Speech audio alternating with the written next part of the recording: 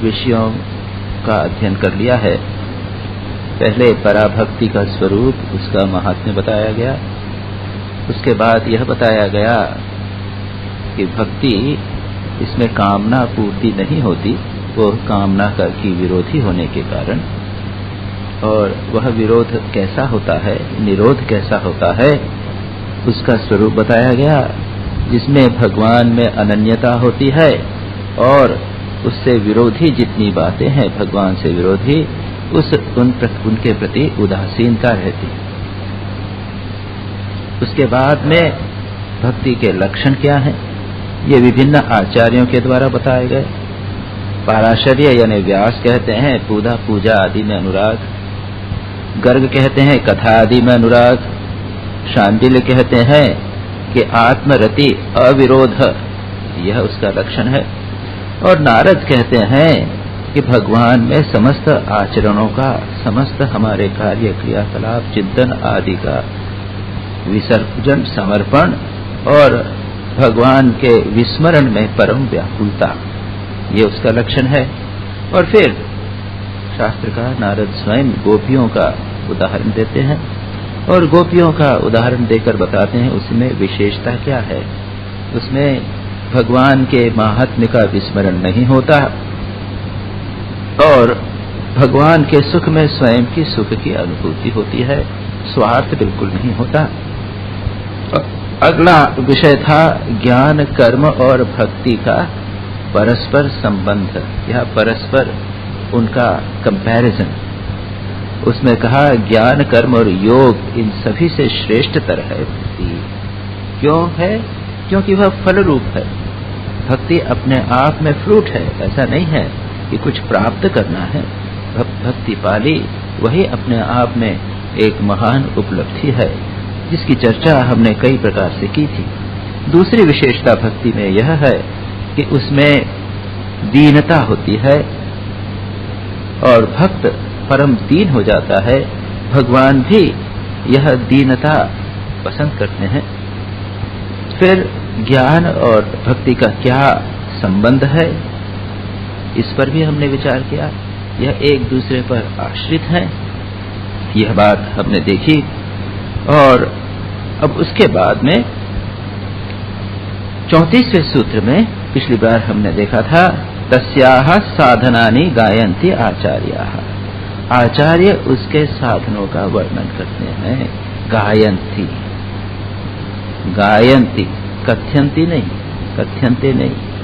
आचार्य लोग भक्ति के साधनों का गायन करते हैं। हृदय इन आचार्यों का भगवत प्रेम से पूर्ण होता है और उस पूर्णता से वे, उनके मुंह से जो निकलता है वह मानो संगीत होता है, गान होता है, वह रसपूर्ण होता है और लोगों को आनंद से सराबोर कर देता है। और इसी से प्रेरित होकर बड़े आचार्यों ने बड़े सुंदर सुंदर स्तुतियां लिखी हैं।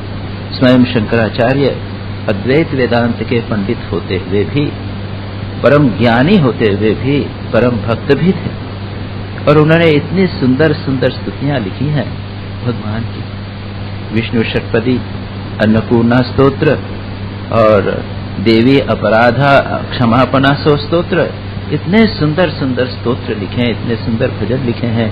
उनको जब हम स्वरबद्ध होकर गान करते हैं तो हृदय आनंद से भर जाता है। और ऐसे आचार्य, इसीलिए उनको कहा गया यहाँ पर कि उनके साधन आचार्य गान करते हैं।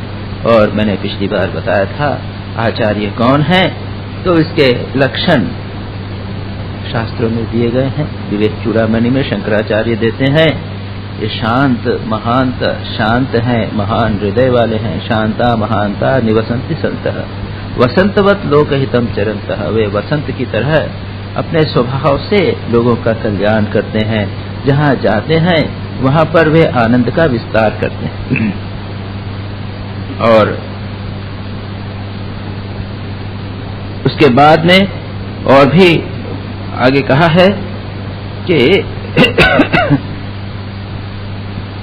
आचार्य जो उसमें क्या कहते हैं, ये आचार्यों की बात हमने की और अब साधन की बात कहते हैं पहला 34वां अब श्लोक करते हैं। आपने पाठ कर लिया है, उसको विभाग करके देखेंगे। 35वां तत्, और ये तत् तू विषय त्यागात संग त्यागात च।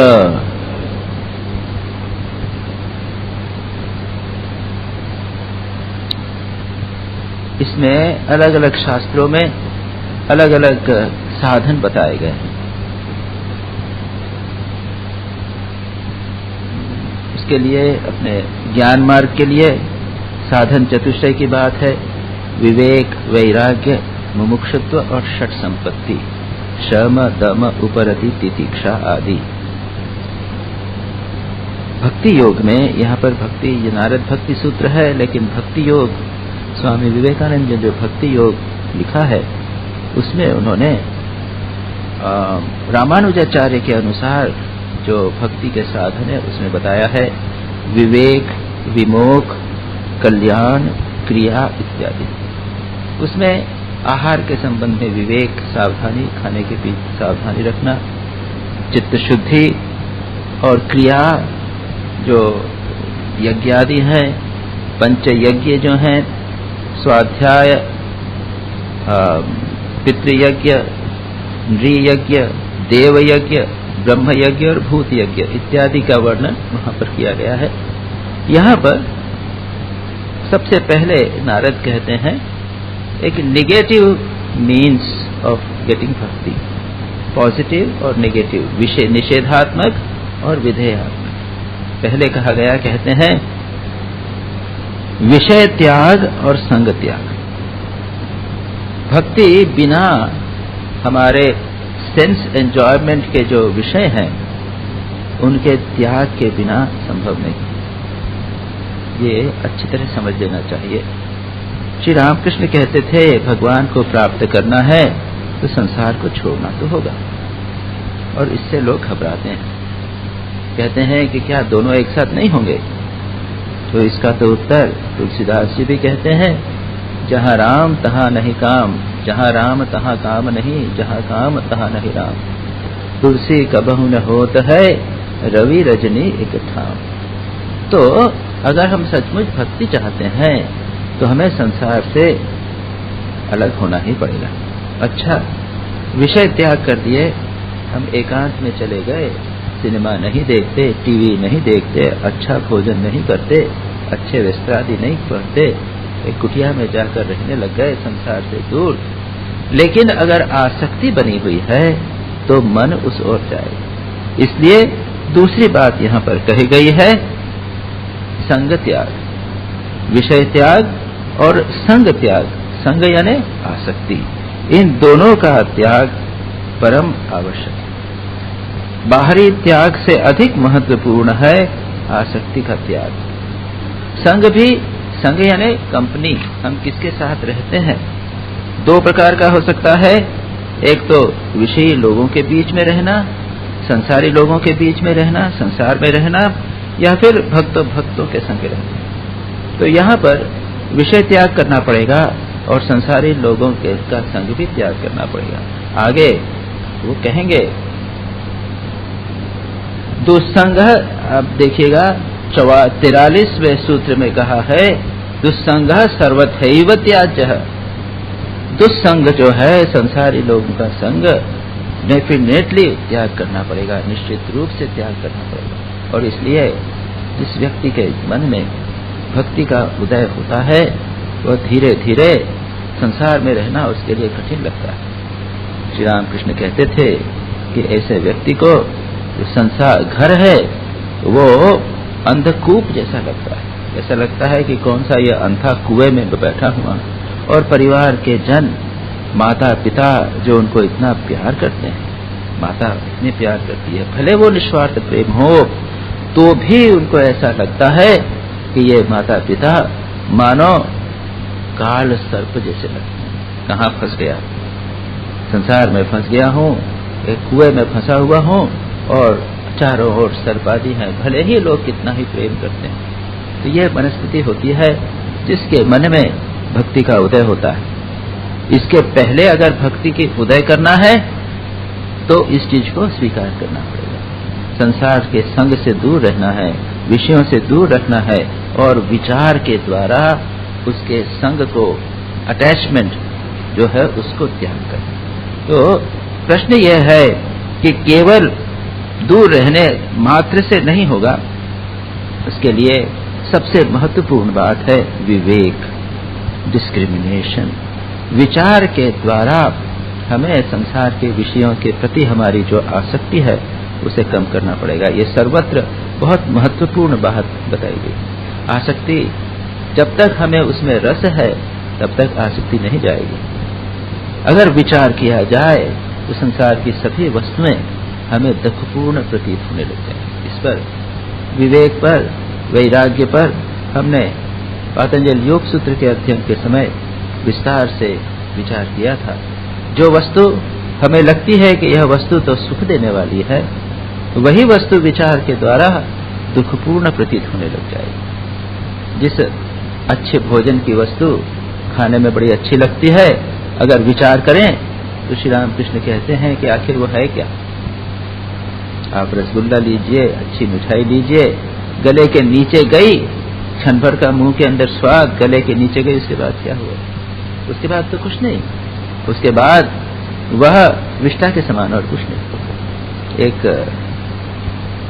एक बड़ी सुंदर घटना है, कहानी है। किसी व्यक्ति ने, किसी गुरु ने एक शिष्य से पूछा, शुभ अच्छा शिष्य था, उससे पूछा कि तुम ऐसी चीज खोज लाओ जो तुमसे हीन हो। बड़ा विचारवान व्यक्ति था, जहां भी जाता सभी वस्तुओं में उसको अच्छी चीजें दिखाई देती।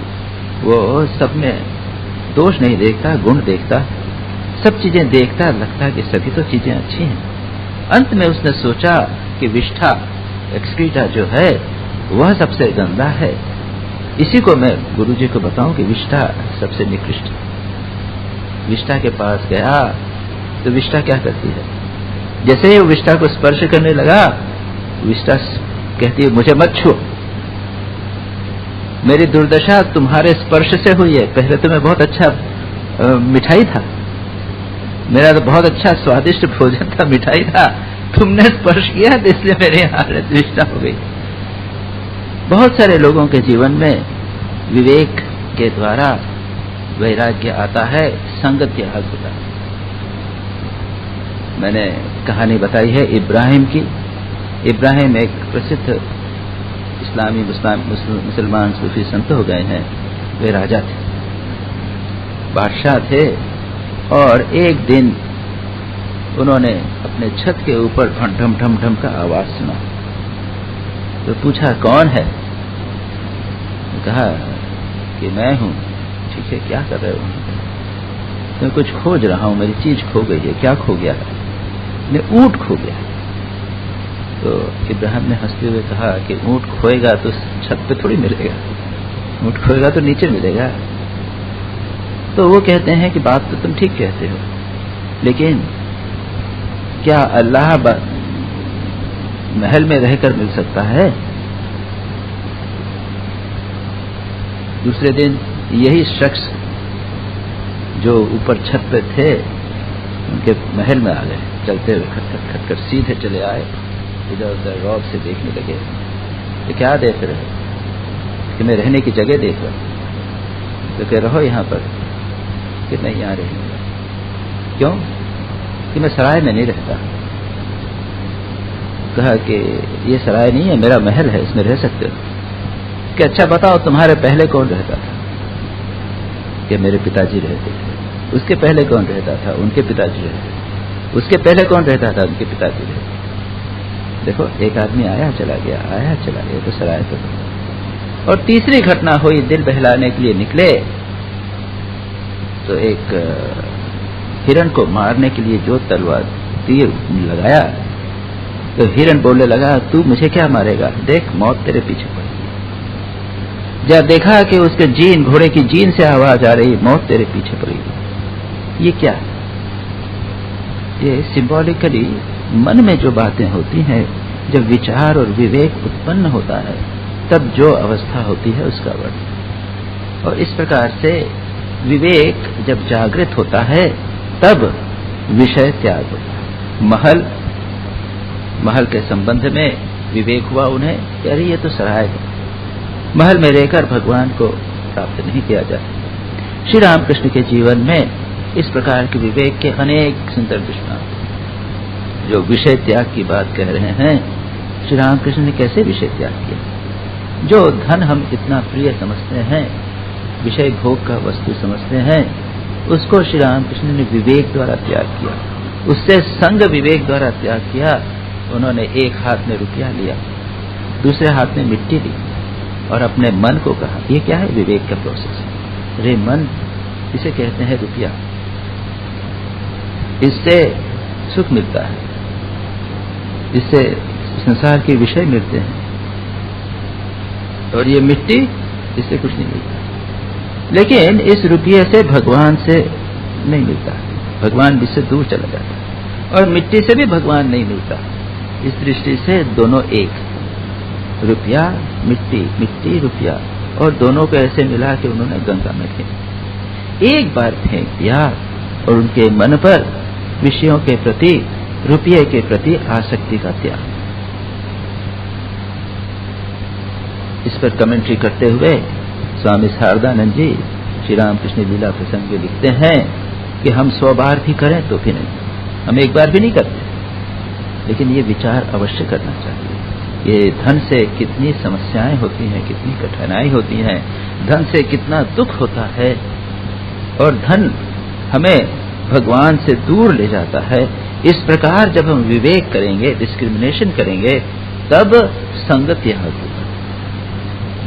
और उसके बाद में श्री रामकृष्ण के मन ने, वो तो उनका मन एक विचित्र, एक अलग प्रकार का ही उसका जो कंस्ट्रक्शन था ना, उसका जो जिस मटेरियल का बना हुआ था श्री रामकृष्ण का मस्तिष्क, दिमाग, वो दूसरा था। एक बार विचार करके वो बात छूट गई, और उसके बाद में वो पैसे को छू तक नहीं सकते। तो वहां विषय त्याग भी हुआ और संग त्याग भी। ऐसा नहीं कि उसके बाद में रुपया रखा उन्होंने। स्वामी विवेकानंद, स्वामी अखंडानंद जी, स्वामी अखंडानंद श्री रामकृष्ण के एक शिष्य, उन्होंने सारे भारत का भ्रमण किया 10 वर्षों तक, हिमालय में गए, तिब्बत में गए, 10 वर्षों तक उन्होंने पैसे का स्पर्श नहीं किया। और स्वामी कहते थे वो कि इसीलिए स्वामी विवेकानंद मुझे बहुत प्यार करते कि बिल्कुल बिना पैसे का स्पर्श किए 10 वर्ष तक पहुंचा रहा।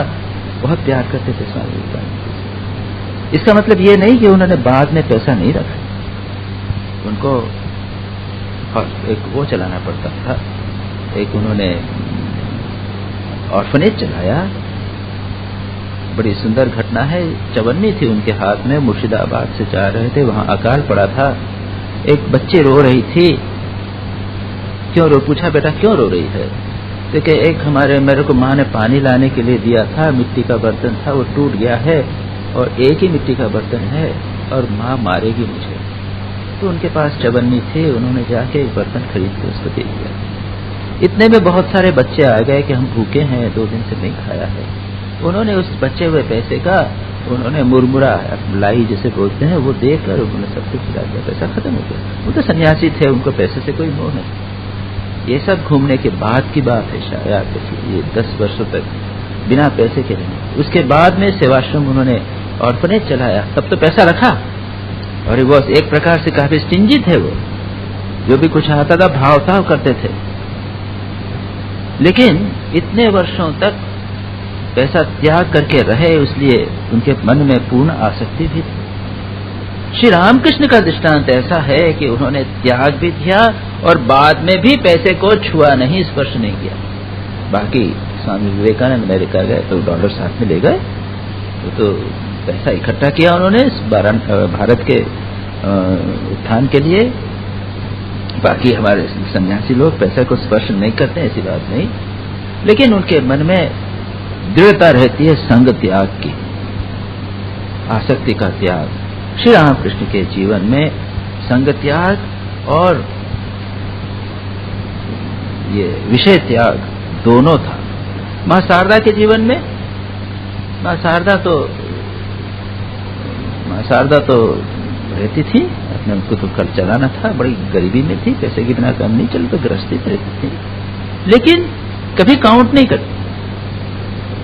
कोई आया, मनी ऑर्डर हर महीने आता था, कुछ भक्त भेजते थे, मास्टर महाशय भेजते थे, पैसा आया, वो जो डाकिया है वो कहता था माँ यहाँ पे वो लगा दो, अपना अंगूठा लगा दो, अंगूठा लगा देती थी और वो पैसा दे देता था।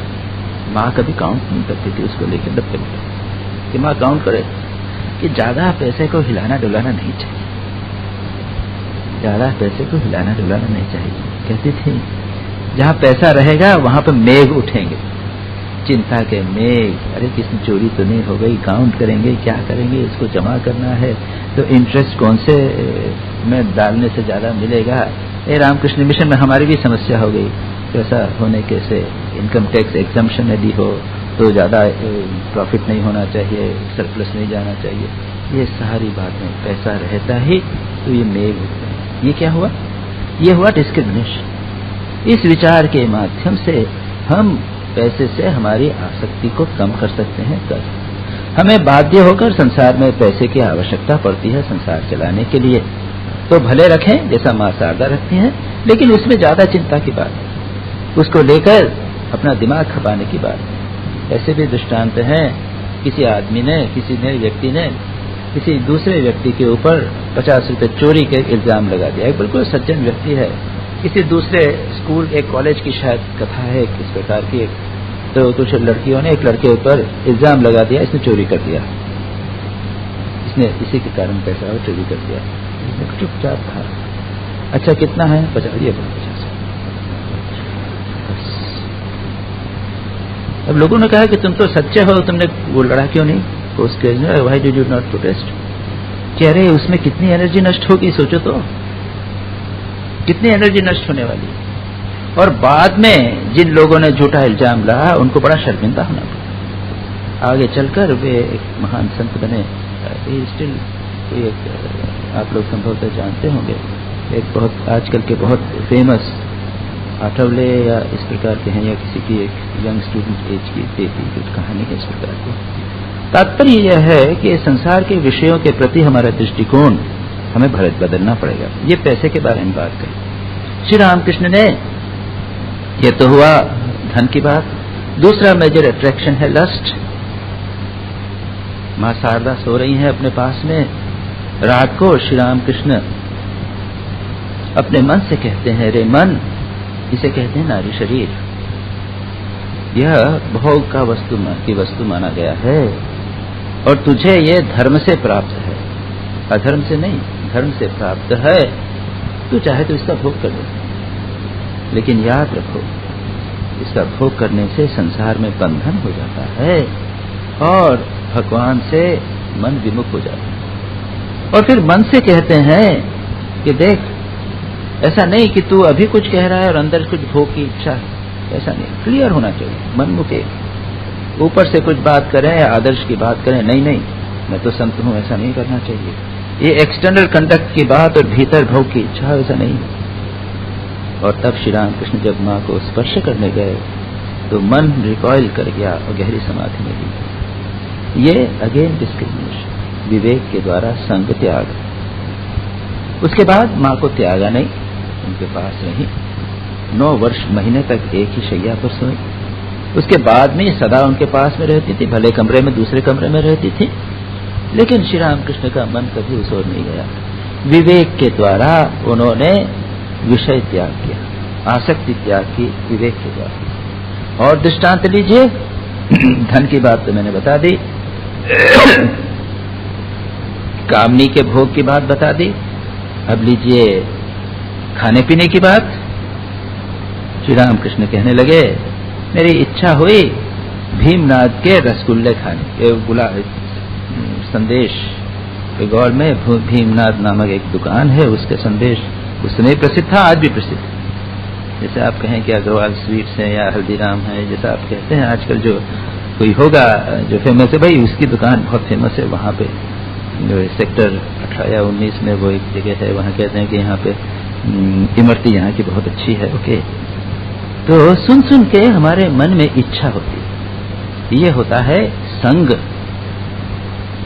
सुनकर फलाने फलान चीज बहुत अच्छी, किसी ने आदमी ने कहा, हमारे मन में एक इच्छा जाती है, वो इच्छा ठीक है, कई लोगों के मन में आती है। उन्होंने संदेश मंगवाया, मुंह में लिया, और हम तो संदेश खा के गप गप गप खा जाते हैं। तो उन्होंने क्या किया, इस गाल में अच्छी तरह टेस्ट किया, इधर के गाल में अच्छी तरह से टेस्ट किया, जुबान को खूब हिलाया जिससे अच्छा टेस्ट मिले। याद रखिए, ये महापुरुष जहां मन लगाते हैं पूरा देते हैं, खाते हैं तो पूरे मन से खाते हैं, त्याग करते हैं तो पूरे मन से करते हैं। उन्होंने फिर मन में विचार किया, अरे मन, इसी को कहते हैं संदेश खाना। ये क्या है? ये मीठा टेस्ट है, यही मुंह में तो है, और क्या? नीचे गया तो कुछ नहीं। उसके बाद ये वासना उनकी पूरी तरह दूर हुई। दुशाला ओढ़ने की वासना हुई, अच्छा दुशाला मंगवाया, मैंने इतना सुना ही है। फिर भी एक प्रश्न यह है कि इस विचार को बार बार कहना पड़ता है। कुछ लोगों ने नहीं सुनी है, कुछ लोगों ने सुनी हो तो बात दूसरी बार सुने। इसको हमारे जीवन में हमें करना है। अच्छा दुशाला, कोई साहित्यकार है तो साहित्य लिखने का, पढ़ने की इच्छा, कोई रिसर्च करना चाहता है, एक सूक्ष्म विषय इतने अधिक होते हैं, और ये बड़े बंधन के कारण। ऐसा व्यक्ति भले ही स्थूल विषयों में रूप रस गंध इत्यादि में आसक्त न होवे, लेकिन उसका मन उनमें पड़ा रहेगा, वो मन भी भगवान में नहीं जाता। इसीलिए शंकराचार्य निंदा करते हैं शास्त्र अध्ययन की। स्वयं शंकराचार्य जो महान प्रकांड विद्वान थे, वे भी यह कहते हैं कि शास्त्र पढ़ना, अध्ययन खूब इत्यादि करना, उससे कुछ नहीं होता। वाग वैखरी शब्दचरी शास्त्र व्याख्यान कौशलम वैदृश्यम विदुषाम तद्वत भुक्तये न तो मुक्तये। वाणी का प्रवाह, वाह, परमेशानंद जी इतना अच्छा प्रवचन देते हैं, इस पर एक्सपर्ट हो गए। बड़ा शास्त्र की व्याख्या बहुत अच्छी होती है, वाक वैखरी यानी एक्सप्रेशन बहुत अच्छा है। शब्द झरी, शब्द का प्रवाह, शास्त्र के व्याख्यान का कौशल, ये ठीक है, सुपीरियर हैं, प्रोबेबली सेंस एंजॉयमेंट थोड़े सुपीरियर हो गए। ये भी एक महत्व की बात है, ये सेकंड ग्रेड आता है। हम विषय, स्थूल विषयों में आसक्त रहने के बदले थोड़े से हायर टेस्ट डेवलप करने चाहिए। अगर शास्त्र अध्ययन का टेस्ट हो जावे तो हमारा विषय के प्रति मन कम जाए। ये एक स्टेज है, लेकिन इसका यह भगवान से भिन्न है। एक हर दूसरी स्टेज आती है, जब भगवान में मन लगेगा तब ये जो इंटेलेक्चुअल परस्यूट्स हैं, जिसे कहते हैं हम इंटेलेक्चुअल परस्यूट्स, ये परस्यूट्स भी बाधा बन जाते हैं। Intellectual pursuits, scientific pursuits, apparently विषय से एक कल्चर्ड व्यक्ति में स्ट्रेट हूं, लेकिन वे भी बाधा बन जाती हैं और इसको भी त्याग करना पड़ता है। इसलिए शंकराचार्य उसकी भी निंदा करते हैं। वो और भी कई प्रकार से कहते हैं कि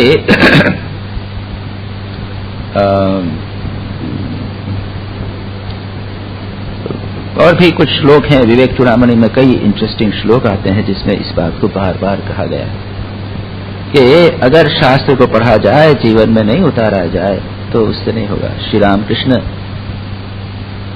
सेंट फ्रांसिस ऑफ एसिसी, जितने संत हो गए हैं वे शास्त्र अध्ययन के विरोधी थे। श्री रामकृष्ण उनसे कहते हैं, स्वामी तुरायानंद जी जो पहले हरि थे, हरि भाई थे चट्टोपाध्याय, चट्टोपाध्याय, उनसे कहते हैं, वो पंचदशी पढ़ रहे थे, वेदांत का महत्वपूर्ण ग्रंथ है, इंटेलेक्चुअल ग्रंथ है, बड़ा सुंदर भी है। तो उनसे पूछते हैं, बहुत दिनों तक नहीं आया श्री रामकृष्ण से पास, तो उन्होंने कहा कि अच्छा तुम क्या कर रहे थे?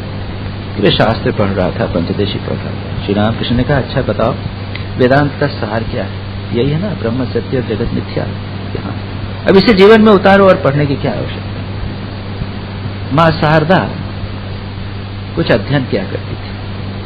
लक्ष्मी उनकी भांजी, श्री रामकृष्ण की भांजी, उनके साथ रहती थी। उनसे उम्र में कई 10-12 साल छोटी थी, वे साथ में रहती थी। तो लक्ष्मी दीदी कहती हैं कि मैं कुछ जो पढ़ती थी, माँ को थोड़ा थोड़ा लेसन देती थी। और माँ थोड़ा थोड़ा पढ़ लेती थी, पढ़ना सीख गई थी। तो उसके बाद श्री राम कृष्ण ने पूछा, वो भी श्री राम कृष्ण खबर लेते थे। तो उन्होंने कहा कि क्या करते हो? पढ़ रही हूँ। कुछ दिनों के अध्ययन के बाद श्री राम कृष्ण ने कहा, अच्छा अब लेसन मत दो, इससे ज्यादा की आवश्यकता नहीं, तुम शास्त्र पढ़ सकोगी।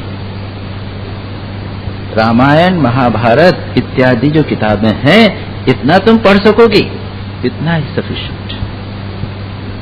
देखिए क्या दृष्टिकोण, ये माँ शारदा की जीवनी। तो उसके बाद माँ रामायण महाभारत इत्यादि थोड़ी बहुत पढ़ लेती थी, लेकिन लिखना नहीं आता था। ज्यादा से ज्यादा माँ लिखा है उन्होंने, एक आध माँ के हाथ से लिखा हुआ, बंगाली में माँ लिखा हुआ मिलता है, और बाकी अधिकांश वो अपना अंगूठा लगा पढ़ लेती थी।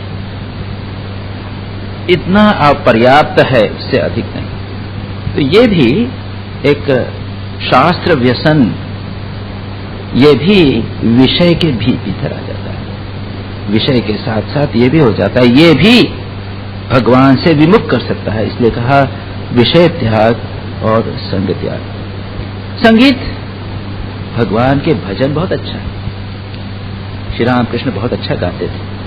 रामकृष्ण मिशन में ट्रेडिशन है अच्छे भजन गाने की। श्री राम कृष्ण गाते थे ताल लय के साथ में, और स्वर अच्छा होना चाहिए, राग अच्छे होना चाहिए, वो सब जाते। स्वामी विवेकानंद बहुत अच्छा गाते थे। और भजन हम देखेंगे, अव्यावृत भजनात्, भजन भगवान में मन लगाने का एक बहुत महत्वपूर्ण, बहुत अच्छा उपाय है। लेकिन उसकी भी अति नहीं होनी चाहिए।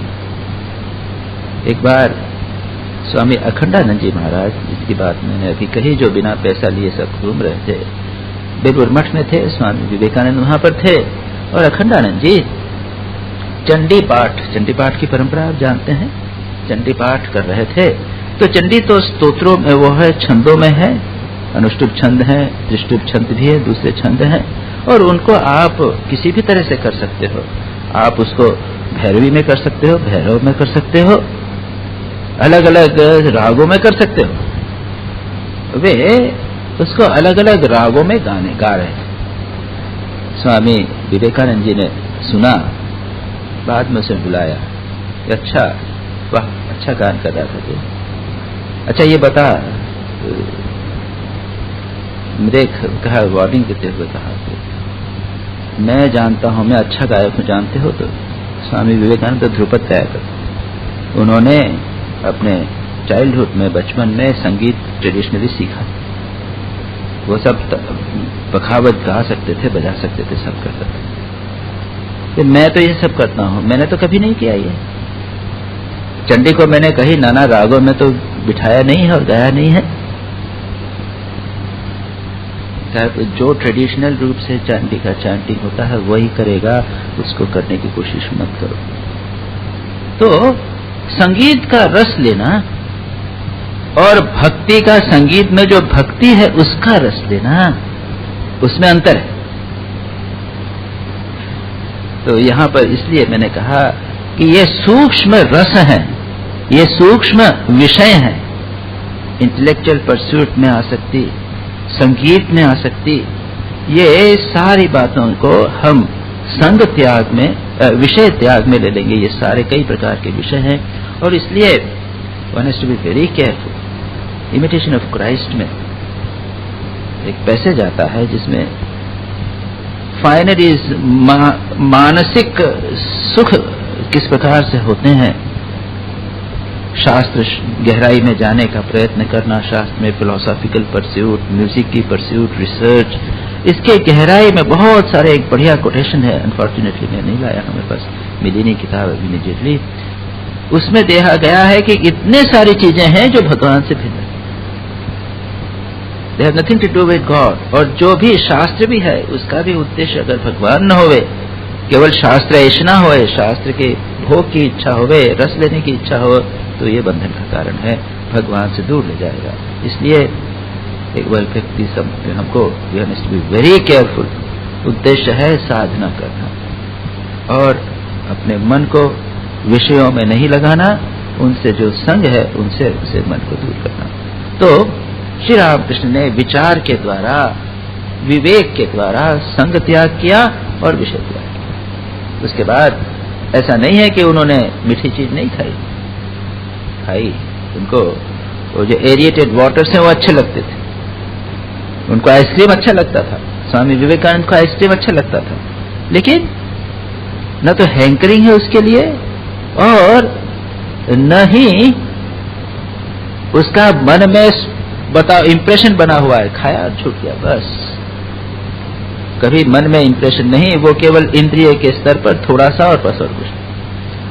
तो इस प्रकार हम देखते हैं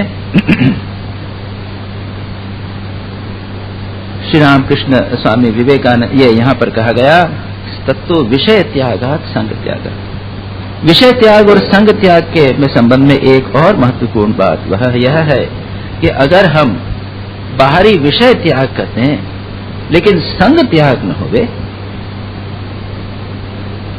मन ही मन अगर विषय का चिंतन बना रहे, तो इसे भगवान गीता में कहते हैं मिथ्याचार।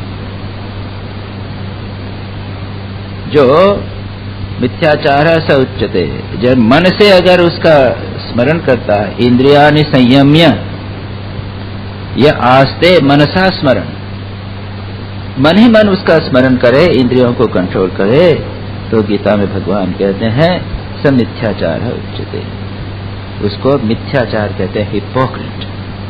और श्री राम कृष्ण एक महत्वपूर्ण संदेश देते हैं आज के जमाने के लिए। धर्म का उद्देश्य है मन मुख एक करना, जैसा हम भीतर हैं वैसे बाहर, कोई छिपाव नहीं, कोई दुराव नहीं। जैसे बच्चे हैं जो भीतर है वो एक्सप्रेस हो जाता है। तो ये भी इसलिए दो बातें कही हैं यहाँ पर, संग त्याग और विषय त्याग। अब इसके आगे चलें।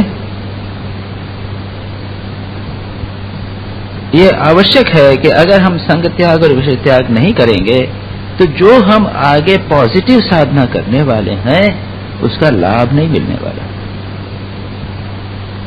आप बहुत ध्यान जब कीजिए, जो आगे कहेंगे अव्यावृत भजनात्, भजन करना है, और भी आगे बातें कई होंगी, वो करने पर भी देखेंगे कि प्रगति नहीं हो रही। क्यों? विषय के प्रति आसक्ति बनी हुई।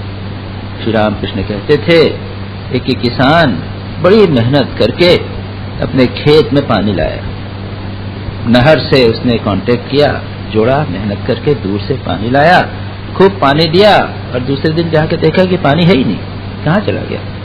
वो छेद, वो जो चूहों ने छेद बना दिए, रैट होल्स बना दिए, उससे पानी निकल। तो ये हमारी संसार के प्रति, विषय के प्रति जो आसक्ति है, ये मानो वह ऐसे छेद है जिनसे हम जितनी पॉजिटिव साधना करेंगे वो सब निकल जाएंगे। तो इन दोनों चीजों को करना आवश्यक है। इसलिए पतंजलि योग सूत्र में भी कहा अभ्यास वैराग्याभ्याम निरोध। अभ्यास भी करना है और वैराग्य भी होना चाहिए, रोकना पड़ेगा, वरना अन्यथा मन निरुद्ध नहीं होता। अब आगे चलिए, 36वां सूत्र देखिए, अव्यावृत भजनात्। पढ़िए, अव्यावृत भजनात्। क्या कहा है? भजन के द्वारा, भगवान के भजन के द्वारा। और भजन कैसा होना चाहिए? अव्यावृत। अव्यावृत, इसके दो पाठ हैं। अव्यावृत, डबल त अगर कर दिया है, अव्यावृत भजनान और अव्यावृत भजनान, इसके दोनों में थोड़ा सा अंतर होता है। अव्यावृत यानी अनकवर्ड, चुपके चुपके नहीं, ओपन। और अव्यावृत सिर्फ एक त होगा, कंटिन्यूस, नित्य निरंतर, बराबर बिना रुके भगवान का भजन करें। श्री रामकृष्ण पहले के संबंध में कहते थे कि लज्जा घृणा भय तीन थाकते न आए। अगर भगवान के भजन में लज्जा हो और भय हो और हमारे मन में किसी दूसरे के प्रति घृणा हो, तो ये तीन बाधाएं हैं भजन में। तो श्री रामकृष्ण जब कीर्तन आदि करते थे तो कहते थे लोगों को कि अरे, लोग जैसे बाबू जो बनते हैं, कि अरे वो फलानी जगह गया था, वहां पे तो ये खुल के नाच रहा था, इतना बड़ा बाबू है, ये कैसा मिसबिहेव कर रहा है। हम लोग तो वैसे एटिकेट रखना चाहते हैं ना कि वही मिसबिहेव नहीं करना चाहिए, मिसकंडक्ट नहीं होना चाहिए। तो श्री रामकृष्ण कहते थे मजाक करते हुए कि अरे ऐसा मत समझो कि लोग हंसी करेंगे कि ये लोग तो खुल के हंस रहा था, नाच रहा था। श्री रामकृष्ण कहते थे कि ऐसा नहीं, भगवान के नाम लेने में, भजन करने में लज्जा नहीं होना चाहिए। और कभी कभी जब कीर्तन होता था, श्री रामकृष्ण नृत्य करते थे और जैसे मास्टर महाशय तो लजीले थे, संकोचित थे, चुपचाप बैठे रहते थे, गाते नहीं थे। श्री रामकृष्ण इतना कहते थे अरे गाओ ना गाओ, वो नहीं गाते थे। तो एक बार देखा श्री रामकृष्ण ने कि वो खड़े हुए हैं, श्री रामकृष्ण ने उनको पकड़ के खींचा, चल छला, चल सारा, चल क्या खड़ा हुआ है, नाच मेरे साथ, भगवान का नाम लो और नाचो, भगवान का नाम लो ताली बजा के जोर जोर से, उसमें संकोच नहीं करो। हाँ, इसका अर्थ यह नहीं कि दिखाने के लिए कि मैं बहुत बड़ा भक्त हूँ, ऐसा नहीं। लेकिन श्री रामकृष्ण कहते थे भगवान के नाम लेने में, भगवान की भजन करने में, शुभ काम करने में संकोच कैसा, ये लज्जा नहीं होना, यह हुआ व्यावृत होकर, उसको छिपकर। एक ये भी होता है जो सात्विक भक्त हैं, श्री रामकृष्ण कहते हैं कि सात्विक भक्त अपनी साधना और भक्ति को बताते नहीं, छिपा के करते हैं, छिप के करते हैं। जो राजसिक भक्त है वो क्या करते हैं, वो अपने कंठी माला पहनते हैं, रुद्राक्ष की माला, उसमें चांदी के दाने उसे डाल के और बड़ा अच्छा रेशम का गरद का चादर डालते हैं और जरा बढ़िया तिलक लगाते हैं, वो भक्त सजते हैं। श्री रामकृष्ण कहते थे ये राजसिक भक्त है। सात्विक भक्त कौन है, वो पता नहीं चलता कब ध्यान करते हैं, मच्छरदानी के अंदर ध्यान करते हैं, चुपचाप लेटे रहते हैं और ध्यान करते हैं, किसी को पता नहीं चलता कब ध्यान कर, बताते नहीं। तो ये दूसरे कॉन्टेक्स्ट में कहा, और श्री रामकृष्ण दूसरे कॉन्टेक्स्ट में कहते हैं कि भगवान का नाम लेने में लज्जा क्या, ये लोक लज्जा, अगर लोक लज्जा के कारण आप भगवान का नाम नहीं लेते हैं तो ये ठीक नहीं। भगवान के नाम लेने में किसी प्रकार की लज्जा नहीं होना चाहिए। आश्रम जा रहे हैं तो उसमें लज्जा नहीं होना चाहिए। हम कॉलेज डेज में आश्रम जाते थे, शुरू में छिप के जाते थे, पिताजी क्या बोलेंगे तो पता चल गया, तो हम जाते थे और लड़के हम लोगों को चिढ़ाते थे, अरे स्वामी जी स्वामी जी स्वामी जी करते थे। हमारी किताब में हमारी एक डायरी थी, इमिटेशन ऑफ क्राइस्ट की किताब थी, उसके ऊपर लिख दिया था स्वामी अशोकानंद, किसी ने लिख दिया। तब क्या उनके चिढ़ाने के कारण हम आश्रम नहीं जाए? ऐसे तो लोग कई प्रकार के लोग हैं, नाना प्रकार के लोग बातें करने वाले हैं, 10 प्रकार के लोग बातें कर रहे हैं। अगर आप उनकी बात में जाओगे और कुछ नहीं करोगे तो आपकी हानि। तो यहाँ पर कहा गया एक छिपाकर कुछ नहीं करना, भगवान का नाम लेना है तो उसके लिए ओपन, अव्यावृत भजना। दूसरी बात क्या कही, अव्यावृत यानी कंटिन्यूअस, निरंतर करना है। और इसके ऊपर हमने कल भी कुछ चर्चा की थी, निरंतर भगवान का भजन कैसे करें, एक ये बहुत महत्वपूर्ण बात है। मैंने एक पुस्तक का रेफरेंस में दिया था, कई बार दिया है, बार बार दिया है, the way of A Pilgrim, एक क्रिश्चियन किताब है, जिसमें एक भक्त बाइबल में सुनता है, बाइबल का पाठ हुआ, सेंट पॉल के एपिसल्स में, लेटर्स में सेंट पॉल लिख रहे हैं कि भगवान का सीज विदाउट प्रेइंग, बिना रुके भगवान का भजन करो, कंटिन्यूअसली भगवान का नाम। ये कैसे समझे, निरंतर भगवान का भजन कैसे करना? क्योंकि संसार में हम हैं, कर्म करते करना पड़ता है। अब एक जगह सुबह बैठकर शाम को बोध किया, आधा घंटा 1 घंटा भगवान का नाम ले लिया, या फिर कहीं भजन हुआ, आरती हुई, अभी इसके बाद में आरती होगी, आप लोग सब आएंगे, भजन हो गया। लेकिन उससे ज्यादा कैसे होगा? रात को तो नहीं होगा, हमारे संसार के काम है, कार चला रहे हैं और ऑफिस में बैठे हुए हैं, कार चला रहे हैं, तब भगवान का भजन करेंगे तो एक्सीडेंट नहीं हो जाए? ये दिस आर इम्पोर्टेंट क्वेश्चंस। और यहाँ पर प्रश्न उठ जाता है, अव्यावृत भजन कैसे होगा और क्यों आवश्यक है? स्वामी यतीश्वरानंद जी से, वे वेस्ट में थे, जर्मनी में थे, एक लेडी आई और उसने कहा कि स्वामी जी भगवान का स्मरण कितनी बार करना चाहिए? तो उन्होंने प्रश्न किया कि तुम संसार का स्मरण कितनी बार करते? तो उत्तर मिला, संसार का स्मरण तो हम सब समय करते हैं। तुमने कहा बस भगवान का स्मरण सब समय करते हैं। सिंपल कैलकुलेशन, उसमें कुछ नहीं है, यहाँ कोई वही नहीं है, भगवान का स्मरण करना है या नहीं करना है। और ऐसा नहीं है कि ये नहीं हो सकता, ये हो सकता है, अभ्यास से हो सकता है। जब हम श्री रामकृष्ण स्वयं कहते थे कि जब आप भगवान का भजन करो तब दोनों हाथ से भगवान को पकड़े रहो। जब संसार के कर्म करो तो एक हाथ से संसार के कर्म करो और एक हाथ से भगवान को पकड़े रहो। यानी एक हाथ यानी मन को आप हाफ में डिवाइड कर लीजिए। आधा मन भगवान का स्मरण करे और आधा मन संसार के कर्म करे। और जब संसार का कर्म खत्म हो जावे तब पूरे मन को भगवान में लगाओ। दुर्भाग्य ये है कि जब हमारे संसार में कर्म नहीं होते हैं तब भी पूरा मन भगवान में नहीं लगता। संसार बार बार आ जाता है। संसार हमारे लिए इतना इंपॉर्टेंट हो गया है कि जब हम ध्यान में बैठते हैं तो संसार चारों तरफ से आकर हमारे मन को ऑक्यूपाई करते हैं। तो हम जब एकांत में रहते हैं, संसार के कर्म और ड्यूटी रिस्पॉन्सिबिलिटी थोड़ी देर के लिए जब छोड़ देते हैं, तब भी हम भगवान में पूरा मन नहीं दे पाते। लेकिन अभ्यास के द्वारा, इसीलिए कहते हैं श्री रामकृष्ण, बीच बीच में एकांत में जाना चाहिए, निर्जन में जाना चाहिए, भगवान के भजन का अभ्यास करना चाहिए, सत्संग में जाइए, आश्रम में जाइए, जितना अधिक समय हो वहाँ बिताने का प्रयत्न कीजिए, क्योंकि वहाँ पर आध्यात्मिक वातावरण है। वहाँ पर सभी लोग जहाँ हर संभव भगवान का भजन करने का प्रयत्न करते हैं।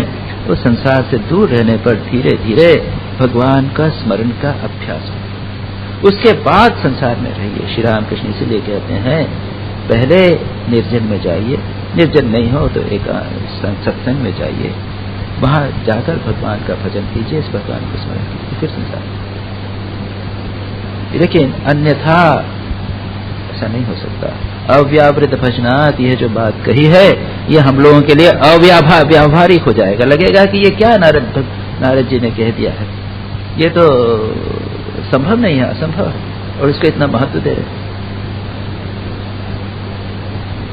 ऐसी बात नहीं है। देखेंगे हम धीरे धीरे, भगवान का नाम ले लिया, भजन ले लिया, किसी न किसी प्रकार से मन को भगवान में लगाने का प्रयत्न करना। पहले तो उसका महत्व समझ लें और उसके बाद हम देखेंगे किस प्रकार से ये किया जा सकता। इस पॉइंट को हम विस्तार में जाएंगे, डिटेल में जाएंगे आज भी और उसके बाद भी, क्योंकि ये बहुत महत्वपूर्ण बात है। ये आध्यात्मिक जीवन का सेंट्रल थीम। कुछ लोग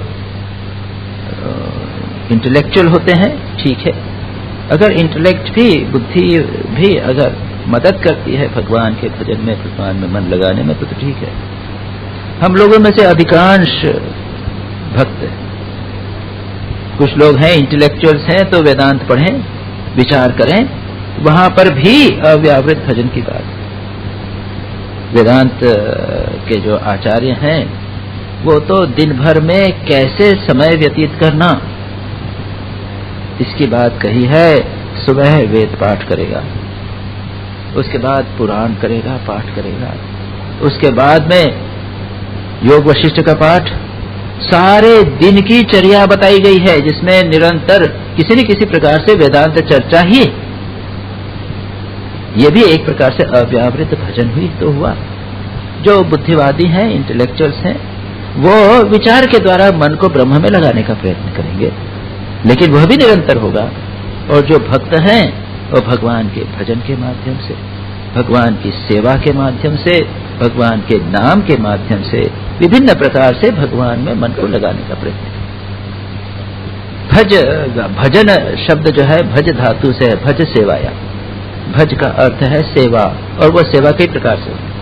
जैसे हम लोग अभी उद्धव गीता पढ़ रहे हैं, उसमें आया है और हमने प्रारंभ किया। अभी जो लोग अटेंड करते हैं वे जानते हैं, उसमें कहा गया है क्या करना है। प्रारंभ में मेरी सेवा, नाम, मेरे व्रत उत्सवों को करना है, मेरे तीर्थों को जाना है, इस प्रकार की कई चीजें बताएंगी। एक बड़ी लिस्ट आएगी, बड़ी लिस्ट आएगी किस प्रकार से करना है। तो नाटक करना, भजन गाना, उत्सव जो होते हैं, सेलिब्रेशंस करना। अब यहाँ पर कल मां शारदा का जन्मदिन हो रहा है।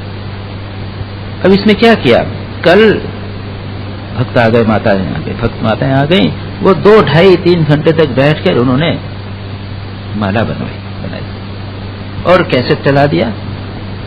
ये क्या हुआ, ये भजन हुआ तो 3 घंटे तक।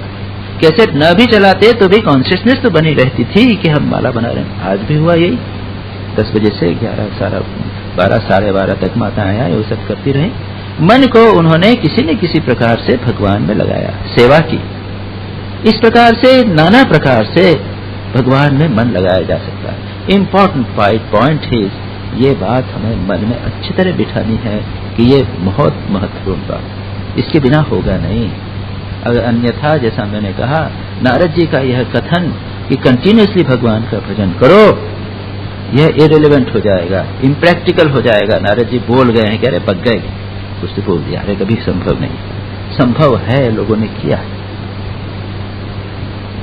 जब एकांत में हो तब भगवान का भजन कंटिन्यूसली करेंगे, और मुंह से नहीं, अभ्यास के द्वारा मन से चिंतन हो सकता है। याद रखिए, यह अभ्यास की बात है। 2-3 तरह के अभ्यास। हमारा अभ्यास हो गया है प्रातःकाल उठकर मंदिर में जाना, तो मिशन में है 5 बजे उठने का अभ्यास, वर्षों से कर रहे हैं। 2 साल ट्रेनिंग सेंटर में, उसके पहले भी वर्षों से कर रहे हैं। अब अगर हम 12 बजे या 1 बजे भी सोए तो 5 बजे नींद खुल जाएगी और वहां जाकर बैठ जाएंगे। ये तो शारीरिक अभ्यास होगा। हम लोग भी अभ्यास बना लेते हैं, एक फिजिकल हैबिट्स बना ली। दूसरा, स्तोत्र पाठ का अभ्यास हो गया, भगवान के नाम का अभ्यास हो गया, भजन गाने का अभ्यास हो गया। तीसरा, पढ़ने का अभ्यास हो गया। Is a part of training. आप भी कुछ भी अभ्यास बना सकते, लेकिन बहुत महत्वपूर्ण है बात है कि आपका चिंतन का अभ्यास क्या, आपका मन क्या सोचता है जब आप खाली बैठते हैं। विषय चिंतन आता है या भगवान का चिंतन आता है, ये महत्वपूर्ण बात। और इसकी का भी अभ्यास करना पड़ता है, और ये कई प्रकार से अभ्यास करना। सारा स्पिरिचुअल डिसिप्लिन, संसार, ये विषयों के जो धार्मिक डिसिप्लिन्स वगैरह होते हैं, रूल्स रेगुलेशंस होते हैं, उनका उद्देश्य यही होता है कि हम शारीरिक, मानसिक, वाचिक और मानसिक अच्छी आदतें बनावें। उद्देश्य है कि हम निरंतर भगवान का स्मरण करते हैं। तो आज मैंने इस सूत्र पर विस्तार नहीं किया है, मैंने केवल इतना ही कहा है कि ये अव्यावृत भजन, सीजिंग, प्रेइंग विदाउट सीजिंग, नित्य निरंतर भगवान का स्मरण या भजन, इसके बिना आध्यात्मिक जीवन की सार्थकता नहीं है। ये थोड़ा सुबह शाम थोड़ा सा कर लिया, इसमें मजा नहीं पूछा। अब कुछ भी कहिए, वो एक खाना पूर्ति जो कहते हैं ना, एक खाना पूर्ति है बस। श्री राम स्वामी विवेकानंद कहते हैं, ये तो जैसे एवरी संडे चर्च जाना, संडे की संडे चर्च जाने की बात होती है फॉरेन में, उन्होंने कहा कि ये एक ठीक है, एक रूटीन है, जाना है, सप्ताह में 1 दिन चर्च जाना है। This is not really religion. उसको जीवन में अगर ठीक ठीक मजा लेना है आध्यात्मिक जीवन का, भक्ति का, तो किसी न किसी प्रकार से अव्यावृत भजन, निरंतर भगवान का स्मरण करने का अभ्यास करना चाहिए। ऐसा नहीं समझना चाहिए कि इससे हमारा संसार नष्ट हो जाएगा, ऐसी बात नहीं है। उसके देखेंगे एक स्थिति ऐसी आती है कि जब संसार भी चलता रहता है, हम अनासक्त होकर संसार में रह सकते हैं। मन हमारा, आधा मन भगवान में पड़ा रहता है, और बाकी काम, संसार का काम हम आधे मन से करते हैं, और सब ठीक चलता है। याद रखिएगा, जो आपके प्रारब्ध में है वो उसे प्राप्त होगा। अगर आप बहुत खींचतान करेंगे, बहुत चिंता भी करेंगे, तो भी जो प्रारब्ध में है वो मिलेगा। आपकी रोटी रोजी जो है भगवान ने निर्धारित कर दी, वो आपको मिलेगी ही मिलेगी। तो फिर क्यों उसकी चिंता करें, भगवान में मन लगाइए। और भगवान ने तो कहा है कि अनन्यास चिंतयन्तो माम, यही बात। जो अनन्य होकर केवल मेरा चिंतन करते हैं, तेषाम नित्याभियुक्तानाम योगक्षेम वहाम्यहम, योगक्षेम मैं वहन करूंगा उनके